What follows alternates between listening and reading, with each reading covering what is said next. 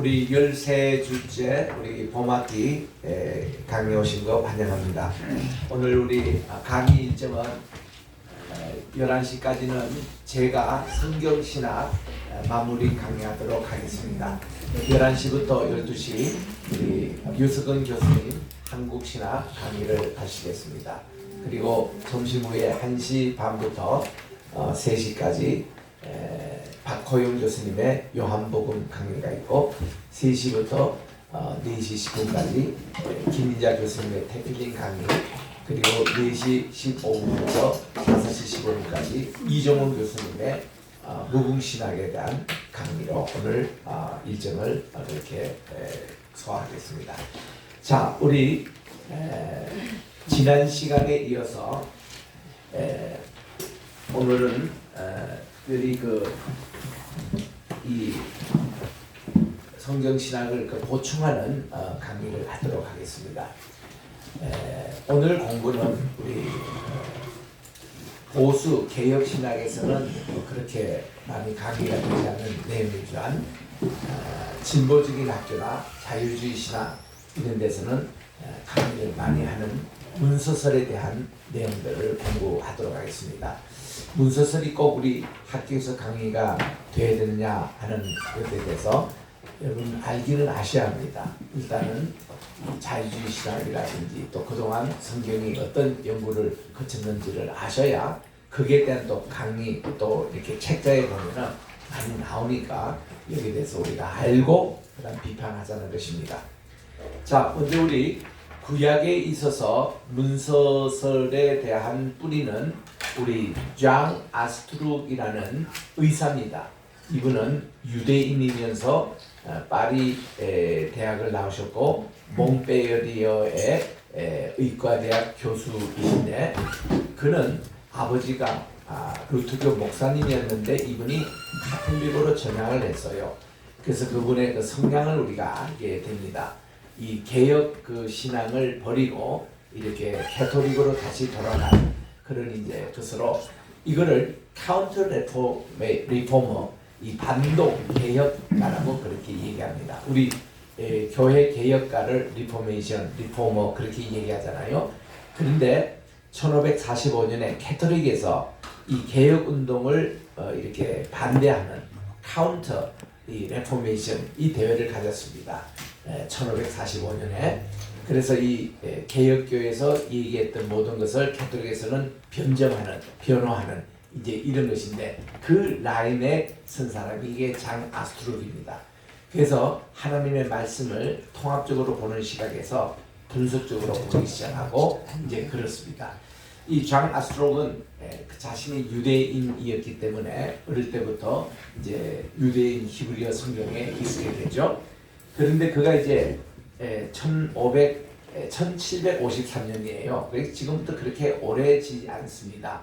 이때에 여호와의 신명이 창세기 1장에서는 엘로힘 이렇게 나오는데 창세기 2장부터는 이 여호와 야훼 이 신명이 있는 것을 발견하고 이 분명히 두 가지 문서가 존재할 것이다, 이렇게 이제 가설을 내두었습니다. 장 아스트룩이 공헌한 하나의 점은 시편 연구할 때 보면은 시편 연구에 패를 내리죠. 시편을 보니까 이게 동의적인 평행법이 있고 반의적인 평행법이 있고 종합적인 평행법이 있다, 이런 내용들을 얘기했습니다. 요 화면만 좀 크게 할 수 없죠. 여기 화면이 확대. 보이고는 있습니다. 그리고 실시간으로 혹시 누가 불편하다 하면 제가 줌 해드릴게요. 줌업 해드릴게요. 그래서 여러분들이 이렇게 문서설 공부할 때는 이 잔 아스트룩이를 한번 기억해 주시기 바랍니다. 이분의 이제 사상을 이어서 그 다음 이제 그라프라는 분이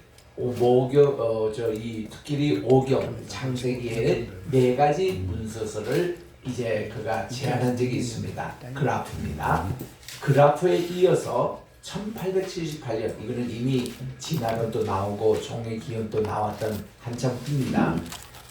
공산주의가 막 이제 나올 그때에 이때 줄리우스 벨하우젠이라는 분이 이 사문서설을 이분이 완성시켰습니다. 이분은 지난 시간에 얘기한 대로 JEDP라는 네 가지 문서서를 이제 주장하면서 제2문서라는 것은 여호와 신명을 쓰는 것으로 이거는 솔로몬 시대 때 나왔다. 그리고 이 문서는 엘로힘이라고 쓰는 것으로 850년경에 엘리야 엘리사 시대 때 나왔다. 이렇게 이제 주장하고 있고, 그 다음 DTR이라고 드루라노미스틱, 그러니까 이 신명기 사본의 첫 번 자료가 이제 6세기 초반에 7세기 초반에 나왔고, 그리고 DTR2는 그 후에 6세기 중엽에 이 예루살렘 성전이 멸망할 그쯤에 나왔다, 이런 내용이고, 그리고 이거를 이제 종합한 분이 프리스트리, 이 제사장들이 있어서 특별히 이 제사장 가운데는 에스라 때입니다. 에스라가 예루살렘에 귀환했을 때는 그는 이미 창세기, 출애굽기, 레위기, 민수기, 신명기 5권 5경이 다 된 것을 가지고 돌아왔습니다. 그래서 마지막 최종 편집자는 에스라를 보는데 이를 P 문서라 그렇게 얘기합니다. 그리고 D 문서는 요시야 왕 전후 때에 이렇게 신명기 그걸로 가지고 이렇게 했던 내용들을 가지고 각각 이 디렉터라고, 이게 이제 편집자예요. 편집사. 제2와 2의 문서가 합쳐서 제2 문서가 된 요것을 여기서 파생된 것이 저 신명기 법전의 그 첫 번째 자료, 두 번째 자료, 요것이 영향을 미쳐서 신명기와 신명기의 역사가 되는 DH, 드루라노믹 히스토리입니다. 그리고 여기서 이제 파생된 것이 프리스트리, 이게 에스라 때에 이게 모든 오경이 완성이 됐고, 그래서 이런 자료들이 P도 디렉터, 편집자에 의해서 여기 됐고, 제2 자료도 편집자에 대해서 가미돼 가지고 이렇게 됐고, D 자료도 이렇게 돼서 결국 오늘날 형태의 토라가 되었다라는, 이게 유명한 벨하우젤의 문서설입니다. 제가 그 지난 시간에 이거를 뭐 슐라이막하고 연결돼서 제가 설명한 것은, 슐라이막은 이제 조직신학 분야이기 때문에 그거는 아니에요. 문서설을 직접 얘기한 분은 율리우스 벨하우젤입니다. 이분도 역시 유대인이에요. 그래서 이제 이 학설이 지금까지 구약 학계를 지배하고 있다 해도 과언이 아닙니다. 그러면 이런 얘기들을 이분들이 근대 학문에서 아느냐 하면 그게 아니에요. 이 초대 교회 때부터 어거스틴이 문서서를 처음에 제시를 했죠. 어거스틴의 가설은 우리 마태, 마가, 누가복음, 지금 현재 복음서 있잖아요. 이런 순서로 된 것은 어거스틴이 초대 교부로 있을 때에, 그때 이게 신약 성경 정경으로 확정될 때 그때 얘기입니다. 그러니까 그 우리 카타르고 회의에서 375년, 397년에 우리 신약 성경이 이렇게 완성이 될 때에, 이때 이제 어거스틴의 가설이 통한 거죠. 마태복음이 제일 먼저 기록되어 있고, 그리고 마태의 영향을 받은 마가와, 그리고 누가는 마태 자료와 마가 자료를 해서 누가복음이 설립됐다. 이래가지고 이것이 유명한 어거스틴의 문서설이자 지금 현재 우리가 있는 신약 성경 마태, 마가, 누가 순이 이렇게 되는 거예요. 왜 이게 먼저냐고 얘기할 때는 여기에 족보가 나오거든요. 예수 그리스도의 족보라. 그래서 아브라함과 다윗의 자손 예수 그리스도의 족보라. 거기 나오기 때문에 요거를 제일 먼저 둔 것이 유대인들 편집상에는 맞는 얘기입니다. 그리고 마가복음에는요, 이게 처음 시작이 복음의 시작이라 해놓고는 이 세례 요한의 메시지부터 전합니다. 예수님의 족보가 빠져 있어요. 그래서는 누가는 요거를 다시 둘 다 이렇게 병합을 해가지고 누가복음에서는 족보도 나오고 예수님의 초기 사역도 나오고 예수님의 어린 사정을 보충해가지고 누가복음에 있는 거, 이렇게 보면 우리가 오늘날 우리 신약에 있는 이 내용이 이런 이유로 됐구나라는 것을 쉽게 이해할 수 있습니다. 이게 이제 오거스틴의 문서설입니다. 그런데 이제 이게 그 이제 좀 먼 훗날입니다. 1780년이니까 이제 근대에 들어왔죠. 아까 아수르기 1753년도에 그 이제 제2문서, 이문서가 있었을 거다 했는데 이분은 1780년 조금 후입니다. 그때에 이 그리스 바크라는 분이 이런 주장을 하게 됩니다. 마태복음이 누가복음 전에 씌어졌고 그리고 마태와 누가가 마가에 영향을 끼쳤을 것이다. 이런 주장을 했습니다. 이때 이제 중요한 얘기는 Q라는 문서도 얘기합니다. 이 Q라는 것은 쉽게 말하면 가설이에요. 이건 뭐 진짜 뭐 Q가 있고 없고 그런 게 아니에요. 예수님의 어록만 기록된 구전 전성을 Q라고 합니다. 그러니까 이제 독일 말에서 나고 라틴 말에서 크벨레라는 이 말이 라틴어거든요. 이게 자료라는 뜻입니다. 자료. 그러니까 예수님의 어록집, 그러니까 saints of Jesus입니다. 여러분 그 우리 사서옹경에 노느라는 책이 있잖아요. 그 노느가 보면은 공자가 한 말만 이렇게 적혀 있습니다. 어록집입니다. 그러니까 이런 어록집을 크벨레라고 이렇게 하면서 우리 한번 따라할까요? 크벨레. 이게 하나의 자료라는 뜻이에요. 그 요거를 줄여서 Q라고 그렇게 얘기합니다. Q라고 얘기하는데, 그러니까 뭐 Q라는 것은 무슨 자료가 있었다 아니라 그런 구전에 예수님의 어록집이 있었을 것이다. 그거와 마가복음 요게 이제 원초적으로 요것이 이게 이제 오늘날 형태의 성경을 형성하는데 이게 이제 될 것이다라는 게 이게 팔리의 가설에서 나와요. 이거 보세요. 이 순서가 조금씩 틀립니다. 이 팔르는 이 영국계 이제 주장이에요.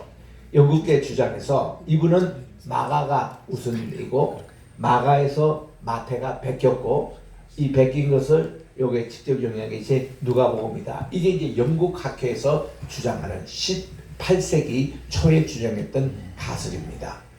이런 마가, 마태, 누가 순으로 이렇게 됐던 것을 이 유명한 이 두 자료설, 이 두 자료설을 이 바이스라는 학자가 주장을 했는데 본래 이게 마가와 여기 있는 Q 자료, 요 두 자료를 사용해 가지고 마태는 마가와 Q 자료를 이용했고 누가는 마가와 그리고 Q 자료를 이제 편집해서 이렇게 됐다 하는 게 두 자료였습니다. 이게 굉장히 이 복음서 연구의 strong influence, 아주 강한 영향을 후대에 미쳤습니다.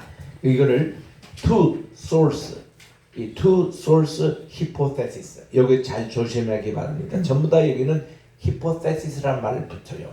이건 뭔가니 가설이라는 겁니다. 정설이 아니에요. 그렇게 있었을 것이다 라는 겁니다.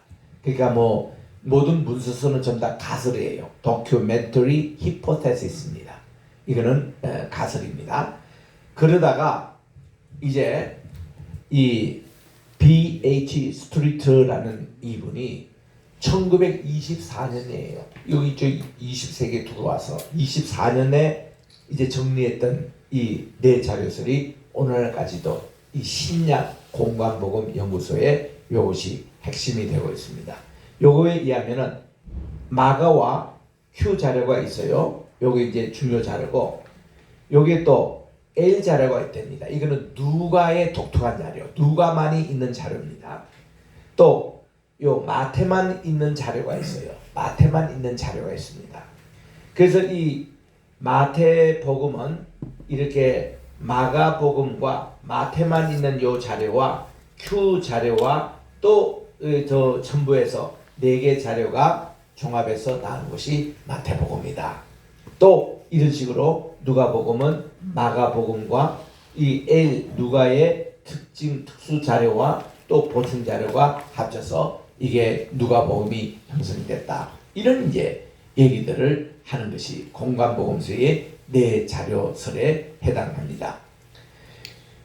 그래서 우리 이것이 이제 우리 지금까지 얘기한 전체를 종합적으로 얘기해 주는 내용이에요.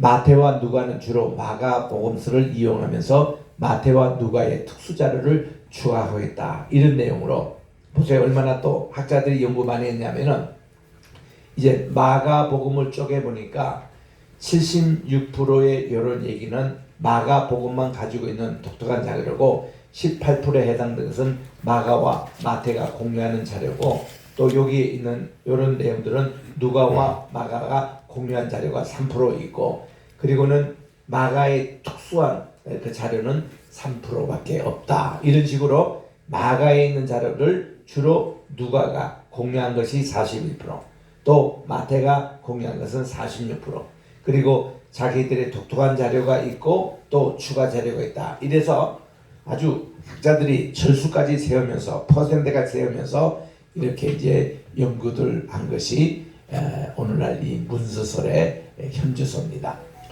그러면 이제 저는 입장이 이 모든 것이 뭔가니 진화론 때문에 나온 얘기예요. 우리는 진화론 자체가 지금도 가설이라고 믿고 이 이론이 아니니까 허구니까 이것도 우리는 허구입니다. 허구지만 여러분들이 이거를 알고는 계셔야 돼요.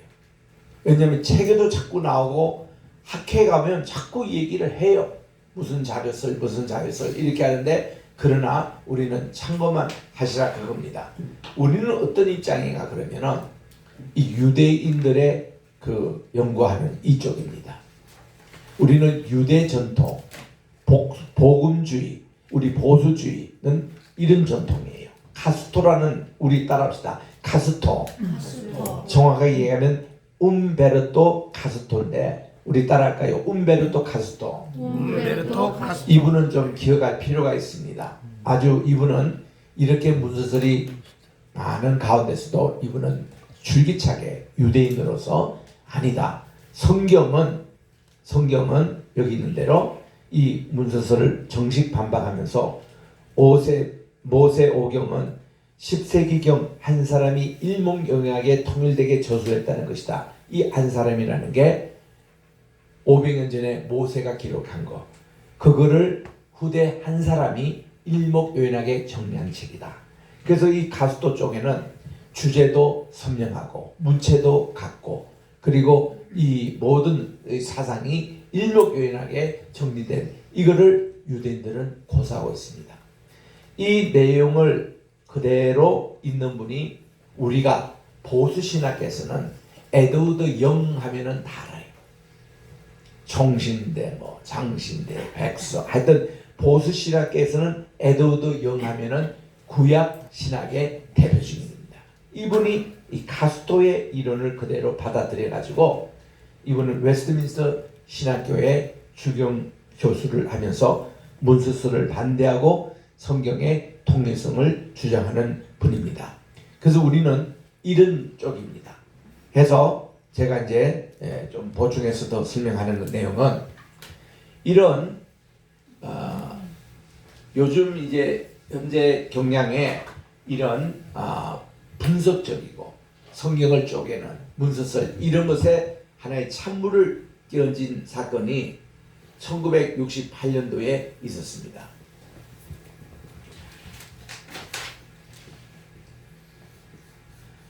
제임스 마일렌버그이라고 읽어요. 마일렌버그. 이분의 유명한 것이 Beyond Form Criticism 이런 이제는 양식사 비평을 뛰어넘어서 라는 강의를 1968년도에 합니다. 어디서 하냐면 JBL이라고 Journal of Biblical Literature. JBL은 여기에 이제 성경 연구의 하나의 학술 저널인데 여기서 주최한 것으로 SBL이라고 부릅니다. SBL은 Society 학회입니다. Style of Biblical Literature 성경 학회입니다. 이게 SBL. 이 성경 학회는 1880년부터 지금까지 미국에서 매년 이 Thanksgiving Day 이제 그 추수감사절이 있으면은 그 전주에 월요일부터 목요일까지 모이는 모임이에요. 이 SBL 이게 1880년부터 한 이 모임이 그때부터 지금까지 계속 있어서 모든 성경을 연구하는 사람, 구약학자, 신약학자 다 여기에 멤버입니다. 저는 1975년부터 멤버예요. 그 미국에 있을 때에 아무리 바빠도 여기는 참석을 하곤 했습니다.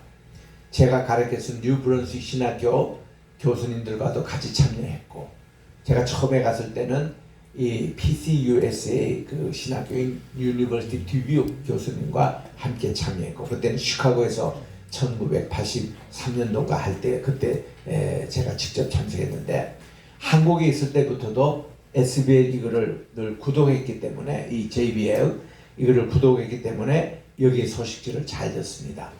여기 이제 매년 이 회장을 선출하는데 한 번은 구약학자, 한 번은 신약학자 이래서 교회들을 선출되는데 68년도에 이 제임스 말렌버기 이렇게 선출돼서 이제는 우리가 성경을 분석적이고 문서쓰리고 거기에 가지 말고 우리는 성경을 종합적으로 한 권의 책으로 하나님의 말씀으로 보자는 운동이 여기 이제 그 문서서를 참부를 딱 끼얹고 여기를 이제 방향 전환했던 굉장히 유명한 강연이었습니다. 그러면 우리가 얘기한 이 폼 크리티시즘, 양식적 비평형이 뭐냐 이게요. 자, 양식사라는 것을요, 이거 이제 분석을 하다 보면은 성경에 나오는 모든 문서를 문학적인 유형으로 분류합니다. 문학. 이 우리가 얘기하는 장르 있잖아요. 장르는 프랑스 말이잖아요. 프랑스 말에 독일 말이 가퉁입니다. 요거를 영어로 번역한 것이 폼이에요. 폼. 이런 거죠. 이게 편지 형식이다. 우리 바울이 쓰신 다 편지 아니겠습니까? 편지예요. 편지도 두 가지거든요. 레터느냐 에피슬이냐. 에피슬. 이거 할 때에 이거는 편지라고 그러고 밑에는 서신이라고 우리가 번역을 합니다. 편지는 뭐겠습니까? 우리 누가 잘 있었냐, 잘 있었다, 그러느냐, 이러냐. 이게 편지 아닙니까? 그죠? 근데 이게 바울 서신을 우리가 볼 때 바울의 그게 다 편지냐 하면 그건 아니에요. 문안하고 안부하고 축도하고 그것은 일부 나옵니다만 주요 메시지는 뭐예요? 서신을 통한 말씀을 전하는 설교문이었습니다. 권면의 말씀이었습니다. 그래서 우리는 레터리란 말보다는 에피슬이라고 번역합니다. 서신이라고 번역해요. 서신. 이 서신에서는 메인 것이 뭔가 하니 바울 서신만 해도 6대 요소가 있습니다. 맨 처음에 수신자가 있어요. 누가 보낸다. 발신자가 있습니다. 이 받는 분이 있습니다. 안부를 물어요. 평화와 은총이 있기를 바랍니다. 안부를 물어요. 다 네 번째는 감사의 인사가 나옵니다. 여러분들의 그 기도가 참 감사했다. 그리고 나오는 다섯 번째 나오는 게 권면의 말씀. 내가 여러분들에게 권면하노니 이 권면을 charge라 그럽니다. 이렇게 여러분들에게 권면한다는 거죠. 로마서 12장 1절부터도 이렇게 나옵니다. 형제들아 내가 하나님의 모든 자비하심으로 여러분들을 권하노니 여러분들이 하나님이 기뻐하시는 거룩한 산 제물로 드시오. 이것이 여러분들이 드릴 영적인 예배입니다. 이 세대는 돈 받지 마세요.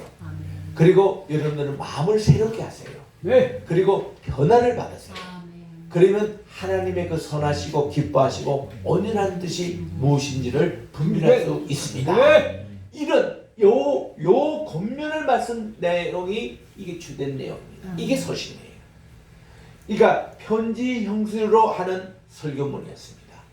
그래서 이거를 에베소 교회에 보냅니다. 그러면 에베소 교회인들만 그들이 보는 게 아니라 그러니까 본래 바울 서신, 빌립보 서신 이런 거 읽을 때는요.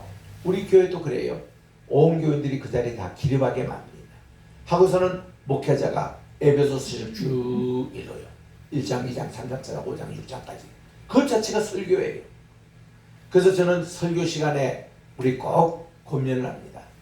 여러분들 설교 준비가 잘 안 됐고 여러분들이 설교 원고가 제대로 준비 안 됐고 이러면요. 차라리 바울서신 하나 뽑아가지고 그걸 그대로 읽으라는 거예요. 그것도 은혜가 됩니다. 그 자체가 설교니까.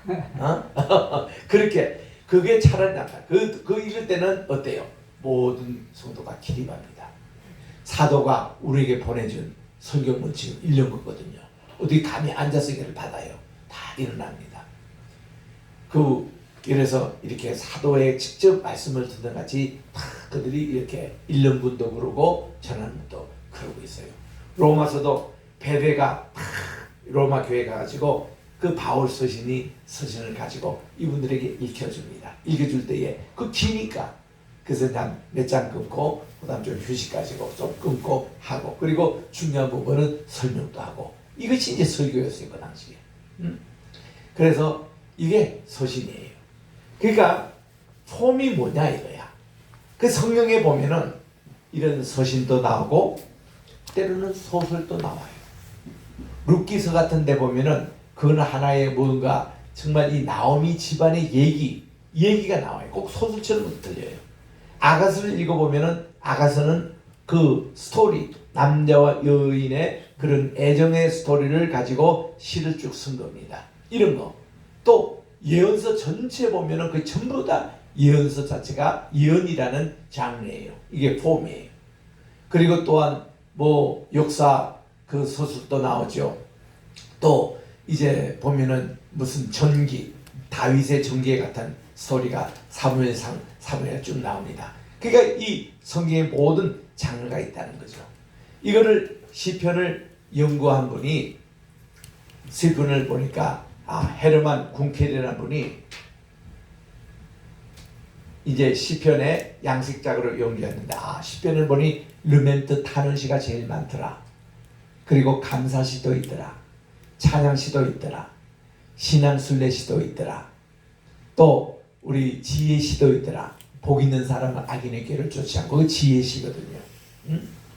그리고 시편 136편에 보면은 신앙순례, 이거 성지순례 그 시편도 있어요. 성지순례 가면서 이 어떤 그러니까 시편에 또 7가지의 가퉁이 있더라는 거죠. 이런 걸 발견해 가지고 굉장히 우리가 설교를 준비하거나 하나님의 말씀을 읽을 때 굉장히 도움이 되는 그런 내용입니다. 그런데 이제 이런 것을 이제 분석으로 그렇게 하다가 보니까 너무 성경을 자꾸 찢는 역할을 한 거예요. 그래서 지금 여기 마인버그가 하도 이제 이 문서를 또 자연신학으로 분석적으로 하니까 여기서 이제 방향을 틀은 겁니다.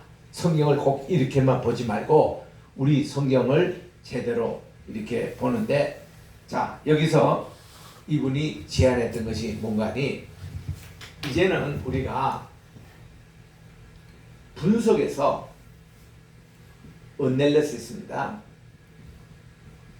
분석에서 종합으로 가자 이겁니다.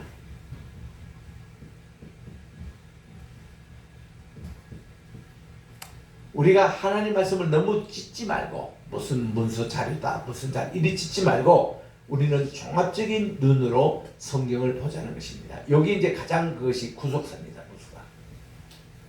하나님의 구원의 역사적인 관점에서 하나님의 관점에서 이 모든 것은 다 구속자적인 관점으로 보자는 것이 제안입니다. 제임스 말렌베그는 특별히 예레미야서를 주석을 많이 했거든요. 예레미야서는 보면은 엑스겔과는 달라가지고 그 자체가 상당히 좀 조직적으로 되지 못합니다. 체계적으로 착착착 되지 못합니다. 52장으로 되어 있는데 그 보면은 들쑥날쑥해요. 그 주제가 뭐 여기 회개도 나왔다가 구원도 나왔다가 또 심판선언도 나왔다가 막 이게 뒤죽박죽으로 되어 있는데 그러나 그가 예레미야를 통해서 본 것이 뭔가니 여기에 스타일을 봅니다. 스타일. 문체적인 그런 문체입니다. 문체적인 관점에서 문학적인 통일성을 본 거예요. 문학적인. 이제 통일성, 유니티를 본 겁니다. 여러분들이 이제 한 편의 시를 이렇게 읽잖아요. 한 편의 시를 읽으면은 예를 들면 제가 좋아하는 윤동주 시인의 서시를 걷어보면 죽는 날까지 한 점 부끄러움이 없기를 잎새에 있는 바람에도 나는 괴로워했다. 이런 시를 읽을 때는요. 하나하나 구절을 읽으면은 이게 연결이 잘 되지 않습니다. 그 뭐 바람 얘기했다가 별 얘기했다가 잎새 얘기했다가 이렇게 하면 연결이 잘 안 돼요. 그런데 그 시를 전체를 보서 문학적인 통해서 하면 딱 그걸 읽으면 바람과 또 시와 또 별과 이런 얘기를 통해서 뭐를 느끼는가 하면 착한 양심, 민족을 향한 뜨거운 사랑, 이게 이제 탁 완다는 거예요. 그래서 이런 통일성이 전체 보이는, 성경도 보면은 하나님이 이것저것 말씀하시는데 결국 그 보면은 하나님의 뜻이 여기에 담겨 있는 것입니다. 하나님의 메시지의 포인트가 이런 관점에서 보자라는 뜻이에요. 세 번째는 우리가 보면은 요즘 얘기하는 통섭이라는 얘기입니다.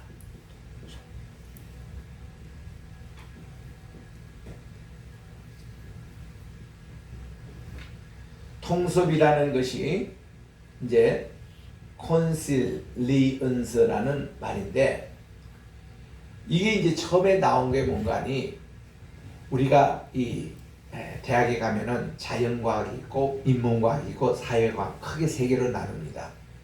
그래서 옛날에 우리가 대학 다닐 때 해도 사회과학이면 사회과학만 공부했어요. 또 자연과학이면 자연과학만 공부했습니다. 그게 천문학도 공부하고 생물학도 공부하고 거기 자연에 대한 그런 내용들을 식물학, 동물학 그런 것만 이제 공부를 했는데 1975년부터 점차 어떤 경향이 일어나는가니 두 개 전혀 다른 분야가 이제 마주치는 내용이 나옵니다. 그게 이제 로버트 윌슨이라는 분의 이제 이 책이 나온 거예요. 콘실리언스란 말.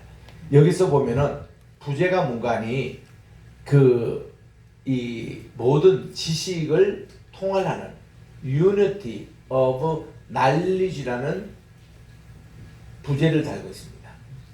지식의 통합성이라는 거예요. 이게 뭔가니 서로 다른 분야도 인턴이다, 디시플린이에요.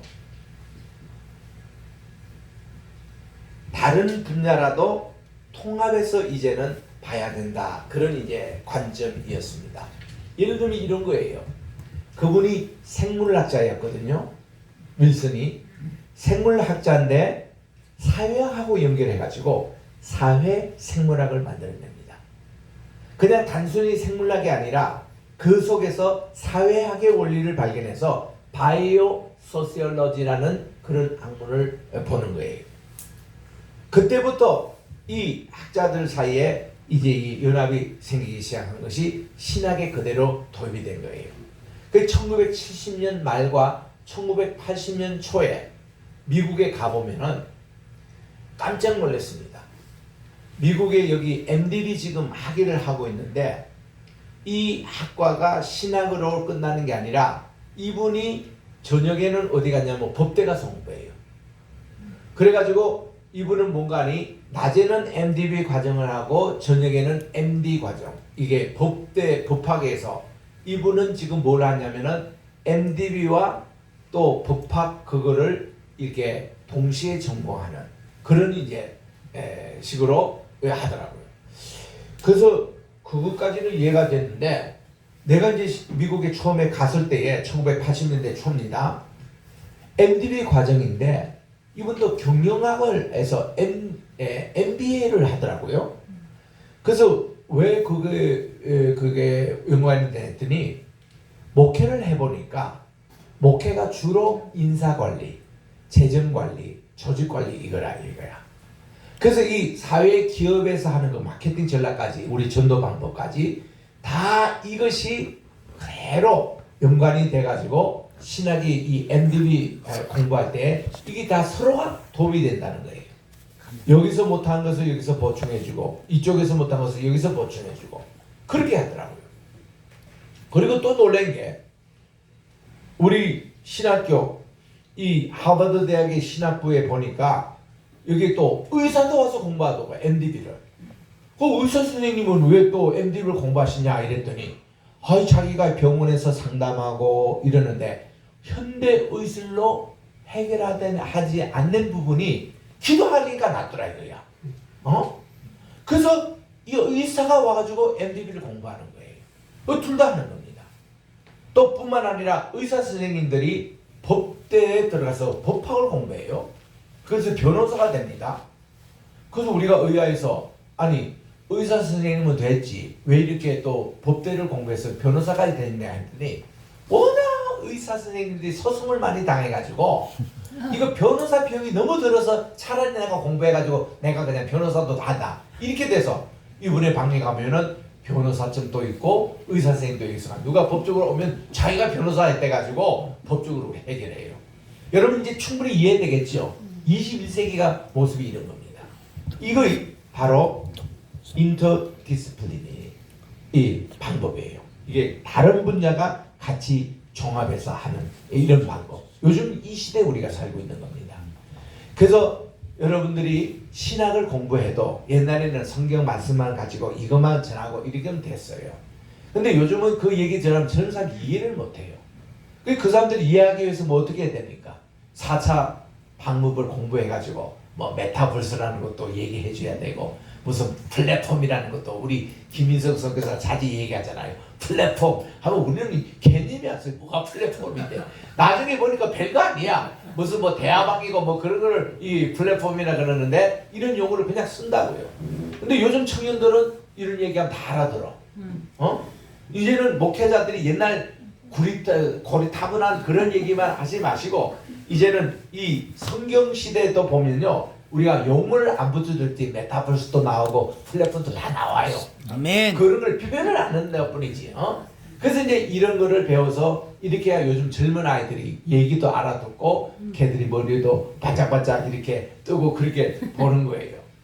그래서 이제 요런 이제 음악 형태를 옛날에 우리 한국의 KBS에서 열린 음악회가 처음에 나왔을 때 우리 참 헷갈렸습니다. 아니면 가곡이면 가곡이고 유행가면 유행가지. 그 향수 같은 게 뭐예요?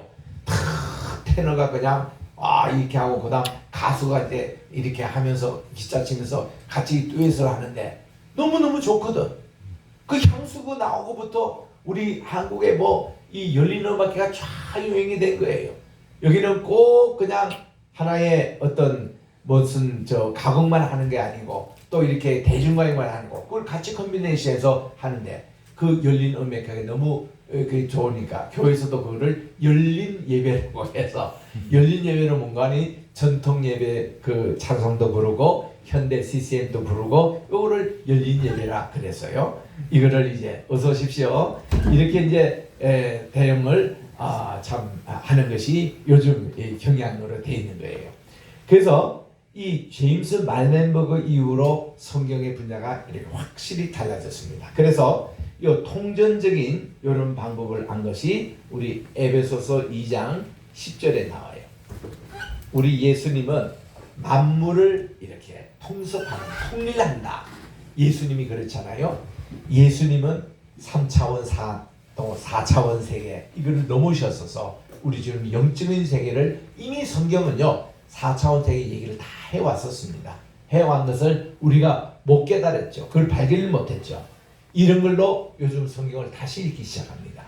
그래서 성경에 보면은 이런 것을 다 통틀어서 얘기를 하는 내용들을 이제 들으면은 그 예전에는 지금도 우리 그래요. 우리 조그마한 교회 설교할 때는 잘 못 느끼는데 요게 한 100명이 늘고 500명이 되고 1000명이 되고 이러면요 교회는 별별 사람들이 다 옵니다. 우리 설교하기에서도 우리 그거 배웁니다만은 목회자가 딱 설교 강단에 쓰면은 1000명 모이는 이제 교회 딱 쓰잖아요. 그러면 대개 한 3그룹으로 나눠졌다고 생각하면 돼요.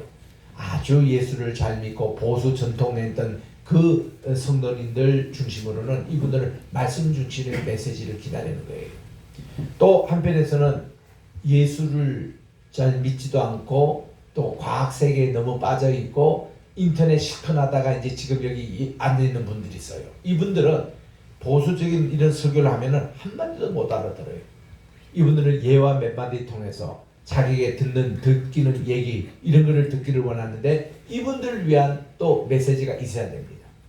그리고 한 중간 그룹은 이제 그렇지 못한 이제 그런 레벨로 이런 회중이 꼭 그렇게 있다는 것을 감안할 때 말씀을 다양하게 전해야 된다는 거예요. 다양하게.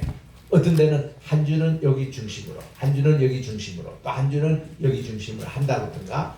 그래서 이 사회가 복잡해졌습니다. 생각이 참 복잡해졌어요. 우리 카톡도 보면 얼마나 많은 종류의 카톡 방이 있습니까? 참 복잡해지는 사회에 살고 있습니다. 이때 우리는 이 주의 종들, 영적인 지도는 어떤 일을 해야 되냐? 통습의 원리를 우리가 이제는 공부해야 되는 거예요. 이 모든 것을 한꺼번에 묶어서 통일성 있게. 그래서 우리가 아까 문서설 공부도 했습니다만은 그것도 다도 아니고 이게 이제 하나님의 말씀은 오늘 이 시대에 우리에게 주신 말씀이기 때문에 그 말씀을 잘 받아서 우리들은 어떻게 하든지 여러분들에게 복음을 우리가 심어주는 게 주목적이니까 이런 내용들을 우리가 공부하는 겁니다. 그래서 우리 학교에서는 무궁신학을 통해서 한국신학이 이런 걸 모든 걸 어우르는 융합적이고 또 이렇게 통섭적이고 또 종합적이고 또 하나님의 그 뜻과 목적을 잘 전하는 그를 발견하는 한 도구이기 때문에 그렇게 우리가 보고 있습니다.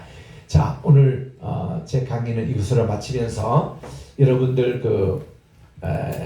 기말고사 대신에 우리 시험 문제가 제가 처음에 실라버스에서 말씀드린 대로 박사과정은 우리 이 하나님의 말씀을 세계 선교에 어떻게 접목하는가 거기에 대한 이제 글을 써달라고 그러고 우리 또 석사반은 거기 책을 요약하는 그런 내용의 글인데 이제 그거를 여러분들이 이제 하실 분은 하시고 다른 옵션을 하나 더 드리고 싶은 것은 여러분들 오늘 들었던 이런 문서설에 대해서 우리는 어떤 식으로 하나님 말씀을 연구할 것인가 거기에 대한 얘기를 여러분들이 간단하게 한 2페이지 정도로 얘기 쓰셔도 그것도 제가 업데이트 하겠습니다.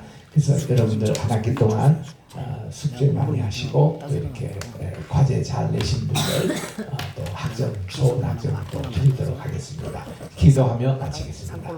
하나님 아버지 감사합니다. 우리 2022년 봄학기 오늘로 13번째 주간을 맞이해서 특별히 오늘 우리 이 성경 신학 종강을 하면서 문서설과 여기에 대해서 대책과 앞으로 우리 성경을 어떻게 연구할 것인가에 대해서 말씀을 나눠보았으니 못다한 얘기들 교재를 통해서 잘 공부해서 보충하게 도와주시고 우리 학교가 정말 하나님의 말씀을 잘 연구해서 이것을 우리 모든 우리 다양해진 이 사회에 말씀을 잘 하나님의 뜻을 전하는 우리 모두가 되게 도와주시옵기만을 예수님의 이름으로 기도합니다. 아멘. 네, 5분 쉬고 우리 한국 신학 공부하겠습니다. 반갑습니다. 네, 반갑습니다.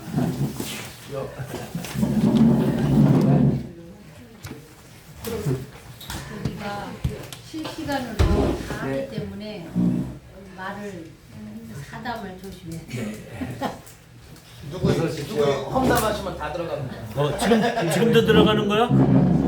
네? 지금도?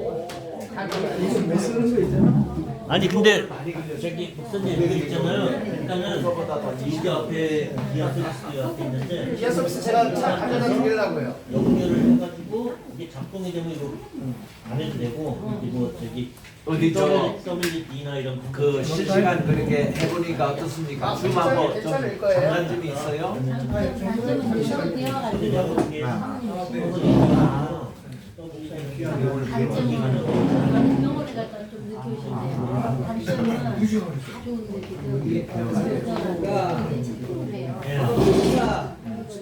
아 그게 여기까지 풀고 있었죠. 10시까지 제가 기어 2시간 갔었대요.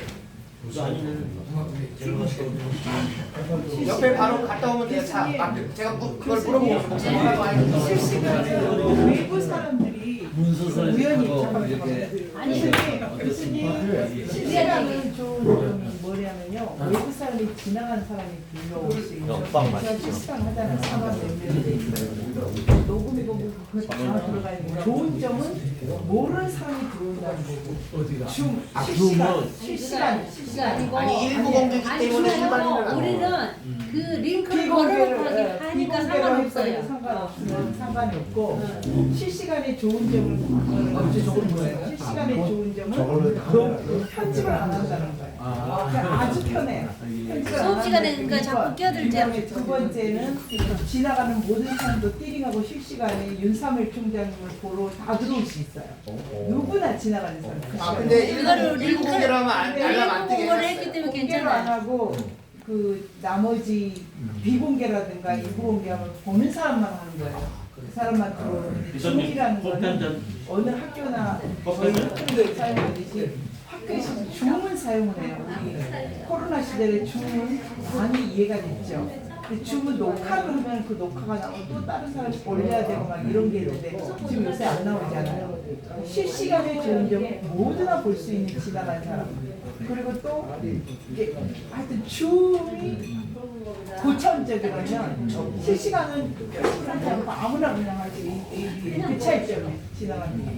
우리가 양자를 다 좀 보완해가지고 어떤 방법이 제일 좋을지. 학교 나온 맛이 좀 있죠. 실시간에 대화도 할 수 있고 이거는 그 누가 들어왔 나를 사진을 찍어서 캡처를 하면 누가 들어오는 사람 출석이 되지만 본인의 실시간 본인의 말만 하지 상대편의 말을 들을 수가 없어요. 그래서 실시간에 출석 체크를 하거든요. 그럼 이제 실시간 채팅에 체크하지 말고 그냥 캡처만 하면 돼요. 그리고 질문하는 게 답답하면 학교 옵니다. 아니 그리고 캡처를 하시면 실시간에 누가 들어왔다 정도. 물론 이제 해외에 계신 분들이 조금 불편함은 있지만 그 우리 윤주상에서 그거 좀 보내줘야 돼. 그건 모르겠고 줌에 있던 분들에게는 아까 강경진 목사님이 공지를 올리신다 그러셨거든요. 일찍 한다 소리가 나는데 실시간은 뭐예요? 아이고 감사합니다. 자, 우리 하모 씨나 한 12시 10분까지 하세요. 네, 1시간 이상 하세요. 뭐 요거 하시는 분야. 그 자료에 대해서 좀 궁금했던 부분을 예. 네, 요거 문서설 정리가 확실하게 한 겁니다.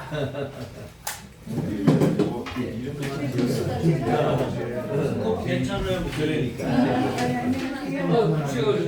그렇죠. 저는 더 빨리 왔어요. 음악 땡땡이 달려가지고 2분 늦게 왔어요. 2분 늦게. 10시 2분에.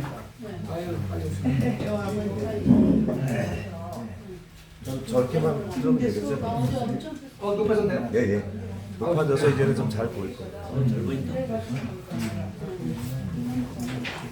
이게 분야하는 소리 때문에 목사님 이것도 찍찍 발라드리지만 이제 하여튼 원래 요 가운데다 이렇게 내리듯이 한번 더 한번 아니면 수업 중에 점을 이제 여기 소리는 안 들어가죠. 마이크를 거기다 아예 목사님 한 번만 테스트 좀 해주세요.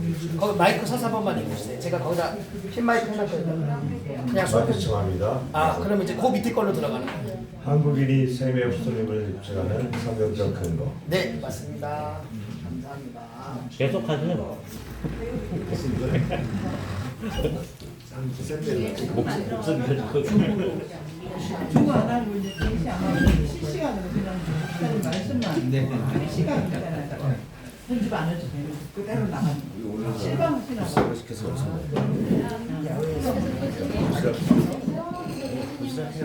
소리가 많이. 마이크 소리가 크게 마이크 저 정도는 안 되는데 마이크가 있어야 되는데. 이거 오늘 처음이니까 차근차근 아니 이 마이크 너무 멀어요. 좀 더 가까이. 그러니까 실시간 얘기고. 이것처럼 아니 지금 여기 얘기하는 거 다 이거 들어가는 거야? 조그맣게 들어가고 저기서 얘기하는 걸로만 들어가요. 핀 마이크로 해서 여기서 얘기하면 다 들어가는 거죠. 한번 해볼까? 김민석 메롱. 능력이 없으니까 아유 저기 우리 사모님 모양. 아리랑이라고 하면 근데 그거 영상 끊어야 되는데 사모님 오사모님 네. 저번에도 영상 끊으셨어요. 뒤에 막 다 찍혀서 안 끊을까요? 그 편집을 저거 지금 안 꺼져 있어요. 요거 요거 끄세요. 내가 한번 잘라드릴게요. 안녕하세요, 본사님. 네.